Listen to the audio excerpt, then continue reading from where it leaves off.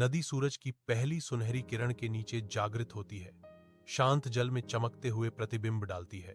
अपनी धोती कुर्ते में शांत रामू अपनी बूढ़ी नाव को धीरे से नदी में धकेलता है। उसके होंठों पर एक शांत मुस्कान है। वह अपनी जाल को अभ्यासपूर्ण ढंग से फेंकता है। ठंडी हवा उसके बालों को सहलाती है, जैसे वह गुनगुनाता है। नदी के लिए एक मौन प्रार्थना। चमकीले सूरज के नीचे गांव का बाजार जीवन से गुलजार है, जहां रामू अपनी पकड़ी हुई मछलियां नदी के किनारे बेच रहा है और उसके चारों ओर खुशमिजाज ग्रामीण हैं। अचानक आसमान में काले बादल छा जाते हैं और नदी का पानी बढ़ने लगता है, जिससे गांव के डूबने का खतरा पैदा हो जाता है। दृढ़ संकल्प के साथ रामू अपनी नाव में कूद पड़ता है।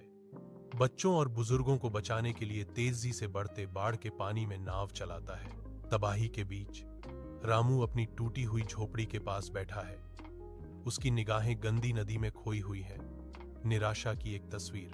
गांव वाले, बच्चे और बड़े सभी मिलकर रामू की झोपड़ी की मरम्मत करना शुरू कर देते हैं और उसे एक नई नाव भेंट करते हैं। बच्चों के इकट्ठा होने पर रामू की आंखों में कृतज्ञता के आंसू आ जाते हैं। उनकी हंसी एक धुन बन जाती है और एक सच्ची मुस्कान उसके चेहरे को रोशन कर देती है।